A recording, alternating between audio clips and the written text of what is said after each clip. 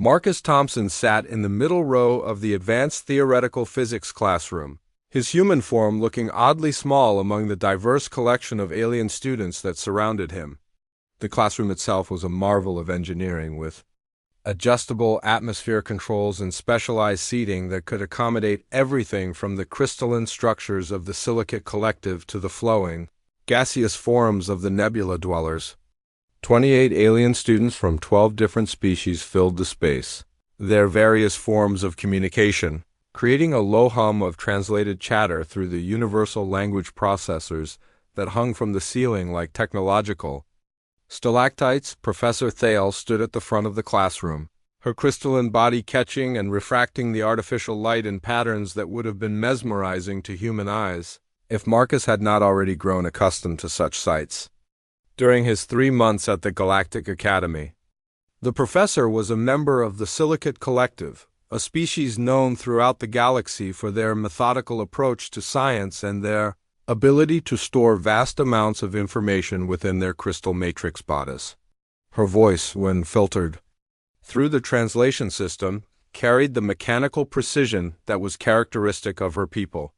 "Today marks the beginning of your midterm project," Professor Thale announced, her words causing an immediate shift in the classroom atmosphere. Several students straightened in their seats, while others began activating their recording devices.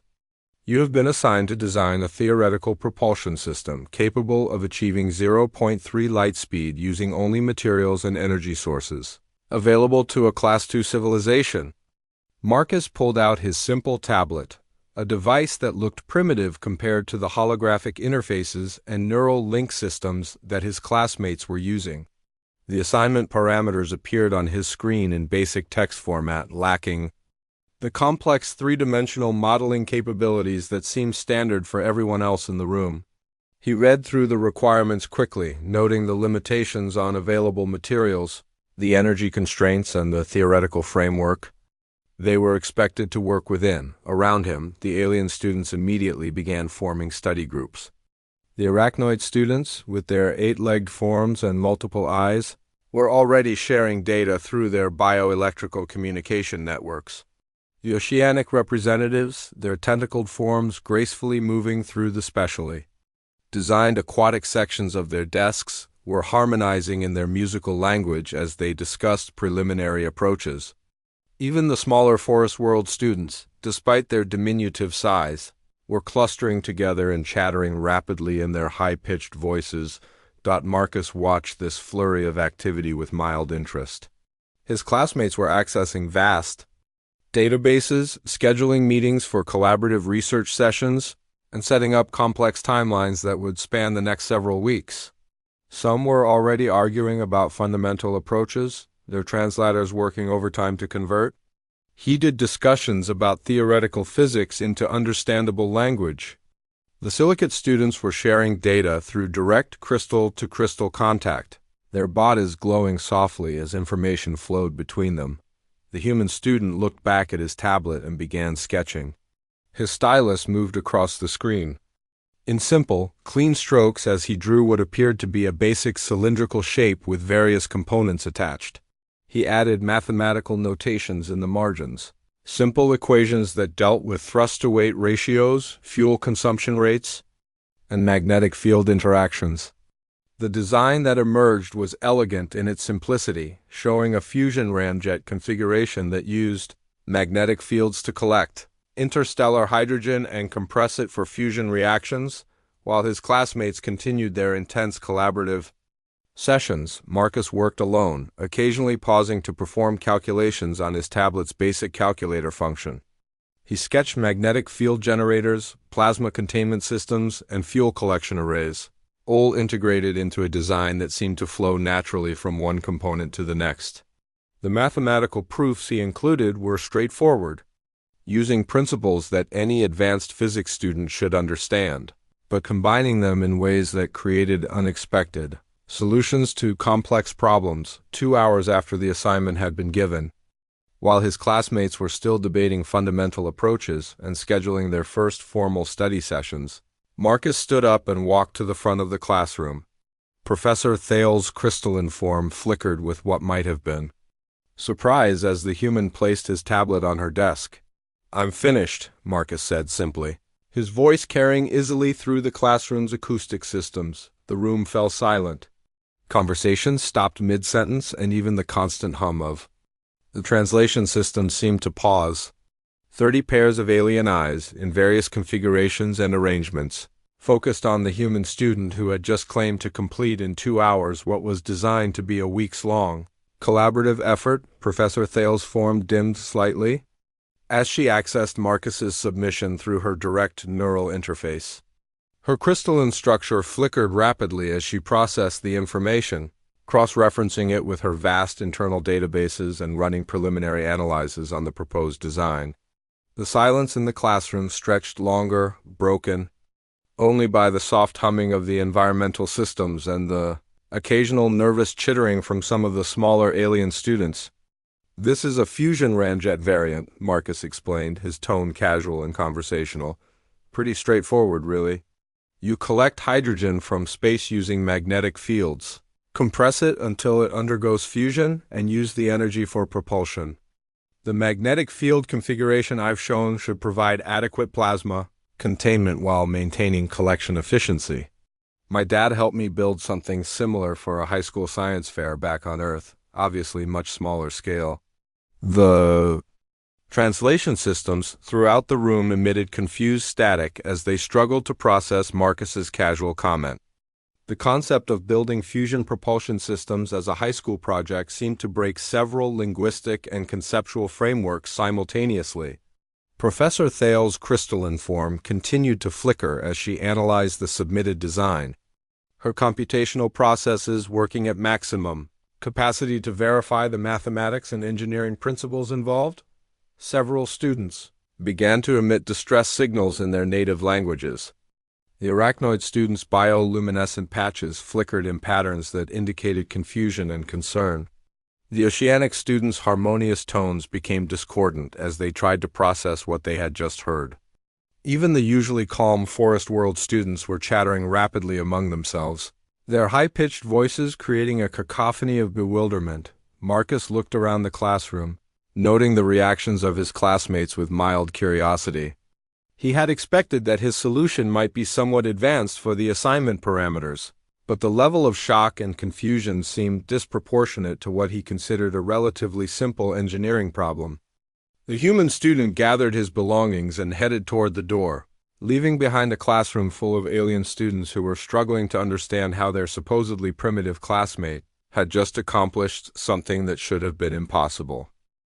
The emergency faculty meeting convened in the Academy's secure conference room less than an hour after Marcus had submitted his assignment. Professor Thale had immediately called together the department heads, her crystalline form still flickering, with the computational stress of trying to process what the human student had accomplished. The room itself was designed to accommodate the diverse physiological needs of the Academy's faculty, with specialized atmospheric controls, variable gravity fields, and communication systems that could handle everything from harmonic frequencies to bioelectrical signals. Dr. Keth arrived first, her 8-legged arachnoid form moving with the precise, calculated steps that were characteristic of her species. As the Academy's leading specialist in applied physics, she had been studying advanced propulsion systems for over 2 centuries, and her expertise was considered among the finest in the galaxy. Her multiple eyes, each capable of independent focus, immediately began examining the holographic display that Professor Thale had generated from Marcus's submission. "This cannot be correct," Dr. Keth said, her voice carrying the sharp clicking undertones that indicated severe agitation in her species. "The magnetic field calculations alone should require months of collaborative work by our most advanced graduate students. The plasma containment mathematics involves 17 different scientific disciplines, each requiring specialized knowledge that takes decades to master." Professor Thale's crystalline structure pulsed with dim light as she processed Dr. Keth's analysis. "The human completed this assignment in 1.97 standard hours. Our monitoring systems confirm that he used only basic mathematical functions and drew entirely from what appears to be personal memory. There was no database access, no collaboration with other students, and no consultation with external sources. Dr. Mora flowed into the room, her gaseous form contained within a specialized environmental suit that allowed her to maintain coherent thought patterns in the room's mixed atmosphere. As a representative of the nebula territories, she brought a unique perspective to theoretical physics, her species having evolved in the vacuum of space and developed an intuitive understanding of energy flow and particle interactions that was unmatched by solid matter species. Perhaps the human accessed Forbidden's databases, Dr. Mora suggested, her voice carrying the ethereal quality that came from communication through controlled gas density changes. Or maybe he received unauthorized assistance from his home planet. The design shows integration of concepts that should be impossible for any individual to master. Professor Thale's form dimmed further as she accessed the monitoring records. Negative. All student submissions are continuously monitored by the Academy's security systems. The human's work area was under constant observation, and his tablet's communication capabilities were limited to basic classroom functions. There was no external contact, no database access beyond standard reference materials, and no collaboration with other students or faculty. Dr. Keth's 8 eyes focused on different sections of the holographic blueprint, her specialized vision allowing her to analyze multiple aspects of the design simultaneously. The fuel collection system shows understanding of interstellar medium density variations that requires advanced astrophysics knowledge. The magnetic field configuration demonstrates mastery of plasma dynamics that our graduate students struggle to comprehend. The fusion chamber design incorporates principles from quantum mechanics, thermodynamics, and materials science in ways that should require the combined expertise of multiple research teams. The 3 faculty members spent the next hour analyzing every aspect of Marcus's design, running it through sophisticated modeling programs and comparing it against the theoretical frameworks that had been developed by the galaxy's finest scientific minds over thousands of years. The results were consistently disturbing. The human solution was not only feasible, but showed an elegance and efficiency that surpassed anything in their databases. The integration is seamless, Dr. Mora observed, her gaseous form shifting patterns as she processed the information. Each component supports the others in ways that demonstrate intuitive understanding of complex system interactions. This is not the work of someone who has studied these concepts academically. This shows the kind of deep, practical knowledge that comes from actual experience with similar systems. Professor Thale accessed the Academy's records on human technological development, her crystalline matrix processing vast amounts of data about Earth's scientific achievements. According to our surveys, the human homeworld has achieved nuclear fusion only recently, and their space travel capabilities are limited to their immediate solar system. Their technology level is classified as early class 2, barely above primitive status. How could they possess knowledge that exceeds our most advanced theoretical frameworks? Dr. Keth's bioluminescent patches flickered in patterns that indicated deep confusion. The mathematical proofs, the human included, are correct, but they use approaches that are completely foreign to our established methodologies. Instead of building up from basic principles through careful logical progression, he seems to have started with the end result and worked backward to derive the necessary components. This suggests a form of intuitive problem-solving that we have never encountered. The faculty members continued their analysis, becoming increasingly disturbed by what they discovered. The human's design showed evidence of thinking patterns that were completely alien to their understanding of how intelligent beings approached complex problems. Where galactic civilization had developed through careful, collaborative research spanning generations, the humans seemed to have jumped directly to advanced solutions through some form of intuitive leap that bypassed traditional learning processes. We need to understand how this is possible, Professor Thale said, her crystalline form pulsing with determination. If humans possess cognitive abilities that we have not recognized, it could change our understanding of intelligence itself. The implications for galactic civilization could be profound. Dr. Mora's gaseous form swirled with agitation. Or it could indicate that we have been approaching scientific advancement incorrectly. If a single human can accomplish in hours what takes our best students months, perhaps our methodologies are fundamentally flawed. Dr. Keth's multiple eyes continued to study the holographic display, her analytical mind working to understand the impossible. We need to investigate this human's background more thoroughly. We need to understand not just what he has accomplished, but how his species has developed the cognitive abilities necessary to accomplish it. This may be the most important discovery in the history of galactic education. The meeting concluded with the faculty agreeing to begin a comprehensive study of human cognitive processes, starting with Marcus Thompson himself. They would need to understand how a species that they had dismissed as primitive Deathworlders had developed problem-solving abilities that surpassed the galaxy's most advanced civilizations.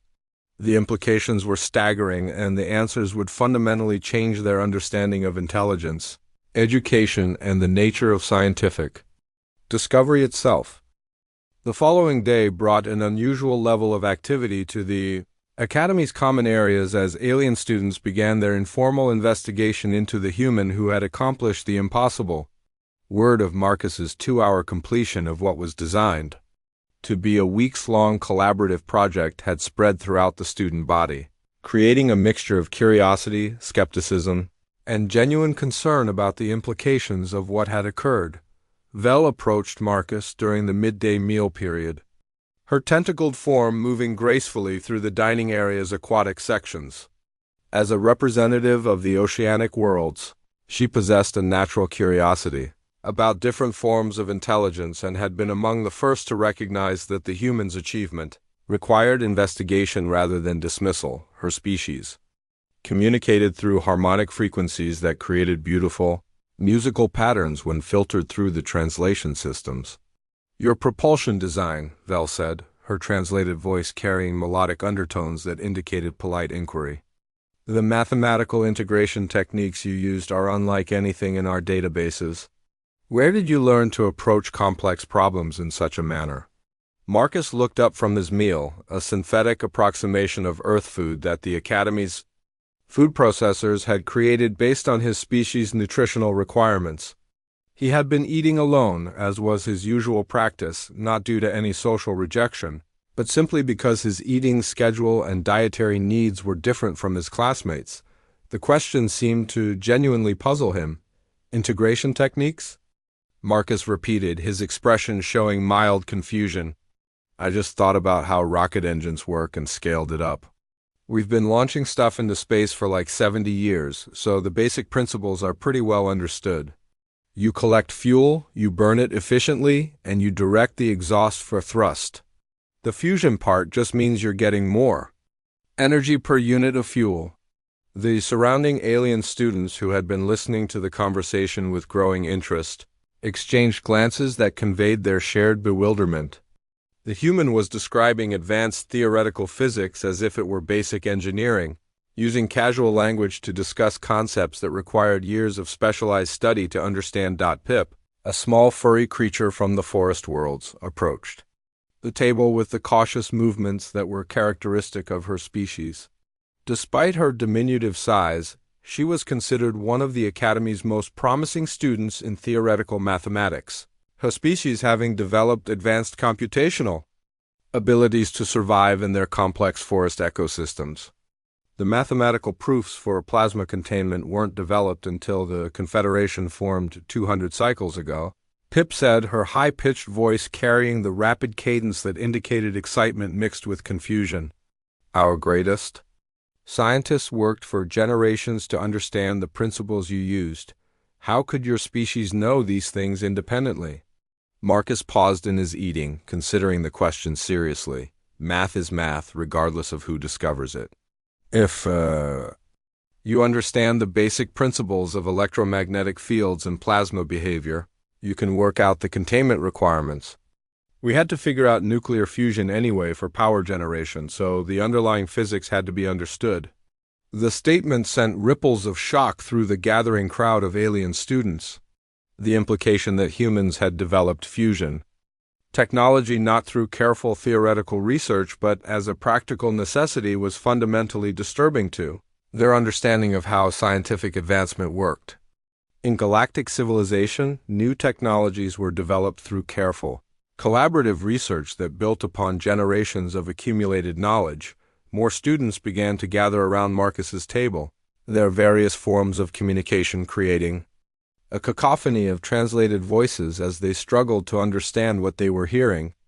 The silicate students were sharing data through direct crystal-to-crystal contact, their bodies glowing as they processed the implications of the humans' casual remarks. The arachnoid students were clustering together, their bioelectrical communication networks buzzing with rapid data exchange.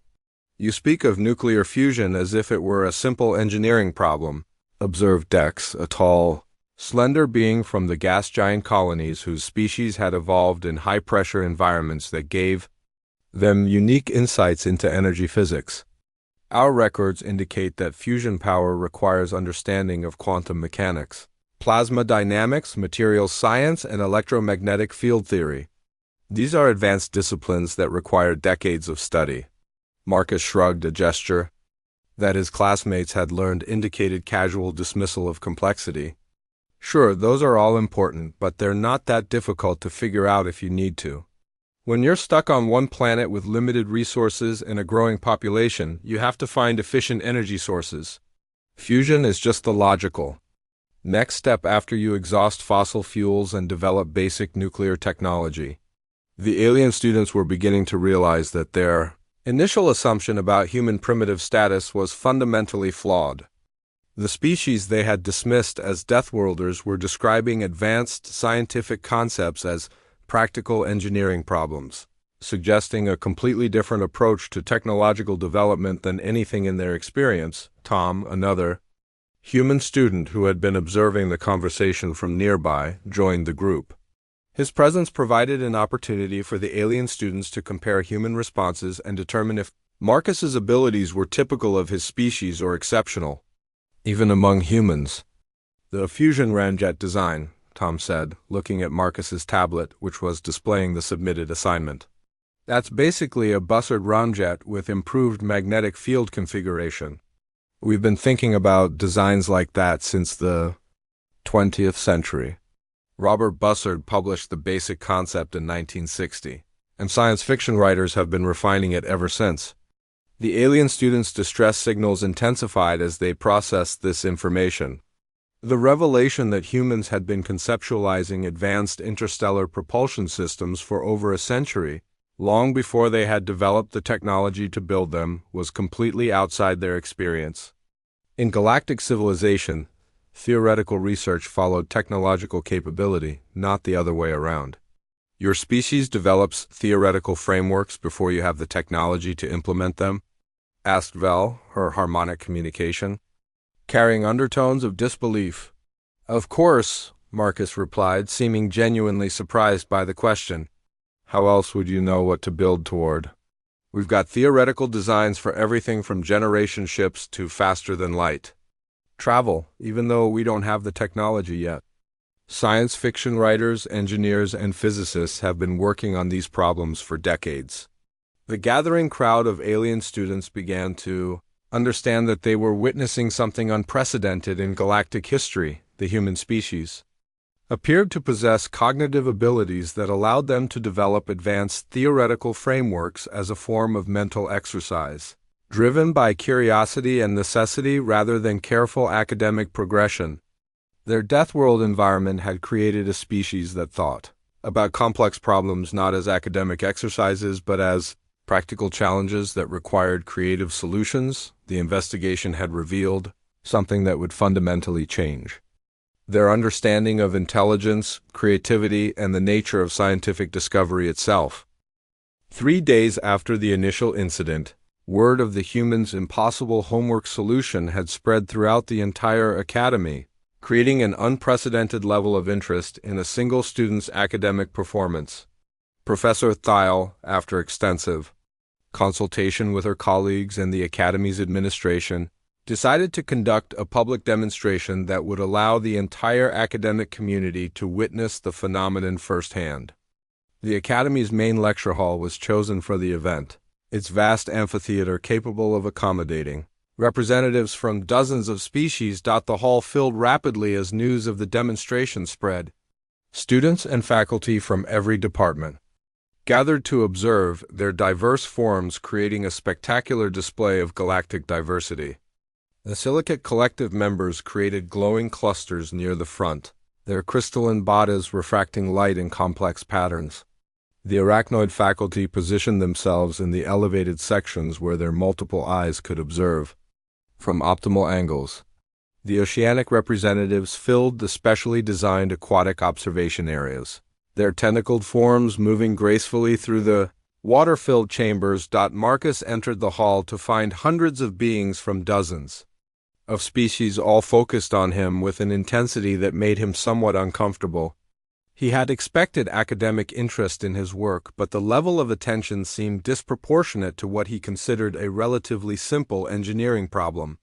The human student made his way to the demonstration area, which had been equipped with advanced holographic projection systems and computational interfaces that could handle the most complex theoretical modeling. Professor Thale's crystalline form stood at the center of the demonstration area, her body pulsing with the controlled energy patterns that indicated formal presentation mode.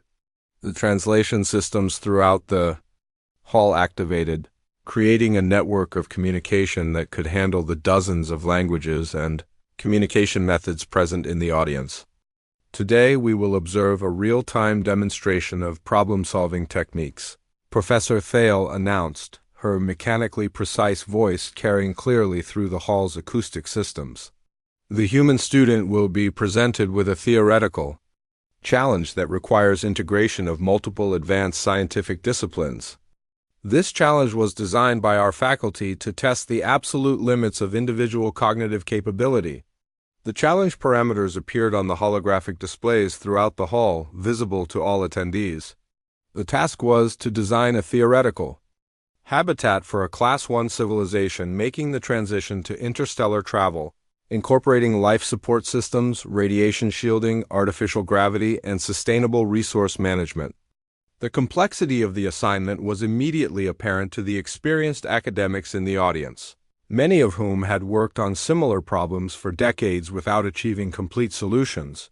Marcus examined the parameters displayed on his interface, reading through the requirements with the same casual attention he had given his previous assignment. The audience watched in complete silence as the human student considered the problem, his expression showing mild concentration but no indication of the overwhelming complexity that should have been evident. "Okay," Marcus said, his voice carrying easily through the hall's communication systems. "So they'll need rotation for artificial gravity, redundant life support systems, radiation shielding, and long-term resource sustainability. This is basically a generation ship design? We've been thinking about these since the 1950s. The statement sent a wave of shocked communication through the audience. The idea that humans had been conceptualizing interstellar habitats for over a century was completely outside the experience of galactic civilization. Most species didn't begin thinking about interstellar travel until they had achieved faster-than-light communication and had established contact with other civilizations. Marcus began working, his stylus moving across the interface as he sketched the basic structure of a rotating habitat. He explained his reasoning as he worked, describing the engineering principles behind artificial gravity generation, the mathematical relationships between rotation speed and diameter, and the structural requirements for maintaining integrity under rotational stress. The life support systems need to be completely redundant, he continued, adding detailed subsystems to his design. You're talking about a journey that could last generations, so every critical system needs backups and the ability to manufacture replacement parts. The closed-loop ecological systems are probably the most challenging part, but we've done a lot of work on sustainable biosphere design. Dr. Keth, positioned in the faculty section, activated her communication interface. Human Marcus, you speak? Of sustainable biosphere design as if it were an established field of study. Our records indicate that your species has not yet achieved sustainable ecological balance on your home planet. Marcus paused in his sketching, looking up at the assembled crowd. Well, no, we haven't achieved it on Earth, but that's partly because we're dealing with a naturally complex ecosystem that evolved over billions of years. For generationship, you design the biosphere from the ground up to be sustainable. It's actually easier in some ways because you have complete control over the variables. The audience erupted in confused chatter as the translation systems struggled to process the implications of what they had just heard. The human was describing the engineering of entire ecosystems as if it were a straightforward technical problem, demonstrating a level of systems thinking that was completely alien to their academic experience. The radiation shielding is probably the most straightforward part, Marcus continued, apparently oblivious to the chaos his statements were causing. You need mass between the habitat and space, so you put your fuel, water, and waste storage on the outer hull. The rotation provides artificial gravity, so you can use liquid systems for shielding without worrying about zero-gravity fluid dynamics. Dr. Mora flowed closer to the demonstration area, her gaseous form contained within her environmental suit. The human describes these systems as if they were simple engineering problems, but each component he mentions should require decades of specialized research to understand fully. Maybe, Marcus replied, adding the final details to his habitat design. But when you're stuck on one planet with limited resources and a growing population, you think about these things. Science fiction writers have been working out the details of generation ships for decades. Writers like Robert Heinlein, Isaac Asimov, and Kim Stanley Robinson have described habitats like this in incredible detail. The revelation that humans had been developing detailed theoretical frameworks for interstellar travel through their entertainment media was the final shock that many in the audience needed to understand what they were witnessing. The Deathworld species hadn't developed their problem-solving abilities through formal academic training, but through a combination of necessity, curiosity, and creative imagination that had been driving their technological development for generations. Professor Thale's crystalline form pulsed with rapid computational activity as she analyzed Marcus's completed design. The habitat he had created in less than an hour incorporated solutions to problems that had challenged the galaxy's finest engineers for centuries. The integration of systems was seamless, the mathematics were elegant, and the overall design showed a level of practical engineering insight that surpassed anything in their databases. The audience began to understand that they were witnessing something unprecedented in galactic history. A species that had developed advanced theoretical capabilities not through careful academic progression but through the practical necessity of survival on a world that was actively hostile to life. The human's easy assignment had revealed cognitive abilities that challenged everything they thought they knew about intelligence, creativity, and the nature of scientific discovery. 1 week after the public demonstration, the initial panic and confusion that had gripped the Academy had gradually transformed into something more constructive: fascination, respect, and a genuine desire to understand the cognitive processes that had made Marcus's achievements possible.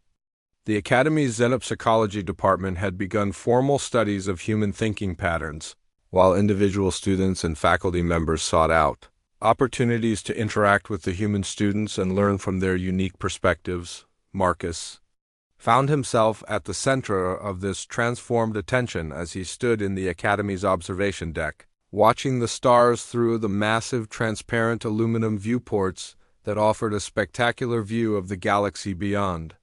The observation deck had become his favorite place for quiet contemplation, away from the constant questions and academic scrutiny that had followed his homework demonstration. Dr. Mora approached him, her gaseous form contained within the environmental suit that allowed her to maintain coherent thought patterns in the deck's mixed atmosphere. As a representative of the nebula territories, she had spent considerable time analyzing the human approach to problem-solving, and her species' unique perspective on energy flow and system interactions had given her insights that her solid matter colleagues had missed. "We have been analyzing your species' approach to complex problem-solving," Dr. Mora said, her ethereal voice carrying the measured tones of scientific curiosity rather than the confusion that had characterized earlier interactions. You integrate theoretical knowledge with practical application in ways that our species find both challenging and enlightening. Marcus nodded thoughtfully, his gaze still focused on the stellar formations visible through the viewport. I guess it comes from necessity. When your planet is actively trying to kill you, you get good at adapting quickly. We've had to figure out everything from controlling fire to harnessing fusion energy just to survive and advance as a civilization. The statement, which would have caused panic and confusion a week earlier, now prompted thoughtful consideration. The Academy's academic community had begun to understand that humanity's Deathworld origin had created unique cognitive advantages that complemented rather than competed with the careful, methodical approaches that characterized galactic civilization. Val joined them, her tentacled form moving gracefully across the observation deck's aquatic sections. Her species' natural curiosity about different forms of intelligence had made her one of the first to recognize the value of the human perspective, and she had become something of an unofficial liaison between Marcus and the broader student community. Your homework assignment was not easy, was it? Vel asked, her harmonic communication carrying the melodic undertones that indicated genuine respect. We have been approaching this incorrectly from the beginning. What appears simple to humans requires cognitive skills that we have never developed.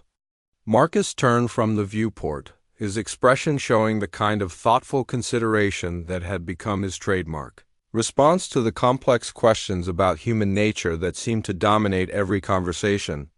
Different doesn't mean better or worse. You guys have incredible patience and thoroughness in your research methods. Your collaborative approaches produce results that are far more comprehensive than anything individual humans could achieve. We're just good at quick solutions and creative problem-solving under pressure. The observation was more profound than it might have initially appeared.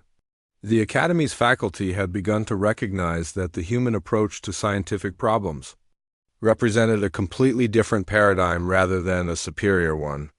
Where galactic civilization had developed through careful, methodical research spanning generations, humans had learned to make intuitive leaps and creative connections that allowed them to develop functional solutions rapidly. Tom, the other human student, approached the group with several alien classmates in tow. His presence had become increasingly valuable as the Academy's community sought to understand whether Marcus's abilities were exceptional even among humans or representative of broader human cognitive patterns. The answer had proven to be somewhere in between. While Marcus was certainly bright, his problem-solving approaches were recognizably human in their methodology. "The generation ship design you created," said Pip, the small Forest World student, whose mathematical abilities had made her one of the most perceptive observers of human thinking patterns. The integration of systems showed understanding that we associate with centuries of collaborative research.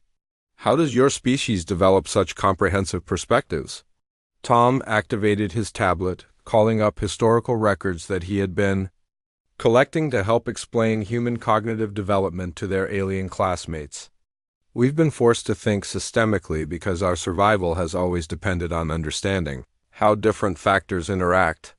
Climate change, resource depletion, population growth, technological development, everything affects everything else on a death world. The alien students had begun to understand that humanity's greatest strength wasn't their technology or their individual intelligence, but their ability to see connections between seemingly unrelated factors and develop solutions that addressed multiple problems simultaneously. This systems thinking had been developed through evolutionary pressure and cultural necessity rather than formal academic training. Professor Thale appeared on the observation deck, her crystalline form moving with the precise, calculated steps that indicated formal business. The past week had been transformative for her as well, as she had begun to recognize that her species' methodical approach to knowledge acquisition, while thorough and reliable, might benefit from exposure to different cognitive styles.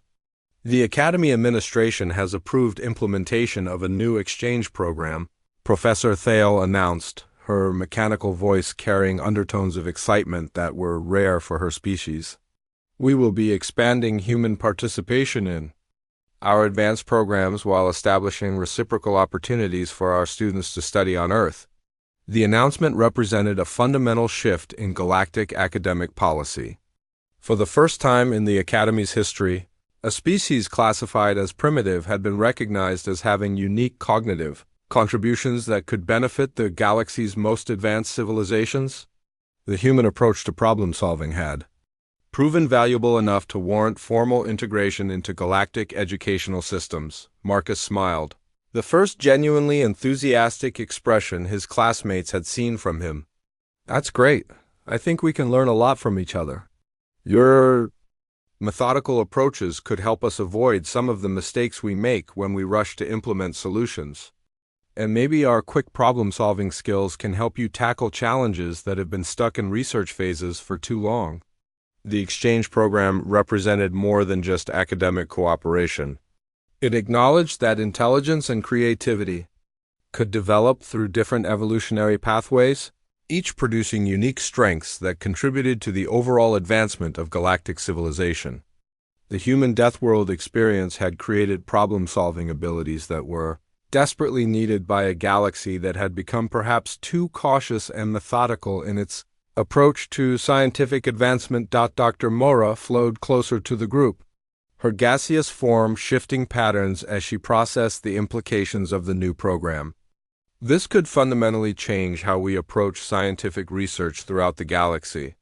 The integration of human rapid problem-solving with our collaborative methodologies could accelerate discovery in ways we never imagined. As the group watched the stars through the observation deck's viewports, they were witnessing the beginning of a new era in galactic civilization. Marcus's easy homework assignment had revealed that true intelligence wasn't measured by processing power, memory capacity, or even knowledge accumulation, but by the ability to synthesize information under pressure and find creative solutions when survival depended on it. The Deathworld species had developed these abilities not through superior evolution, but through the practical necessity of adapting to a hostile environment that demanded constant innovation. The Academy's final assessment would note that humanity's greatest contribution to galactic civilization wasn't their technology or their individual brilliance, but their refusal to accept limitations and their ability to find solutions where others saw only problems. The human approach to scientific discovery would complement and enhance the galaxy's existing methodologies, creating a more dynamic and creative approach to the challenges that lay ahead.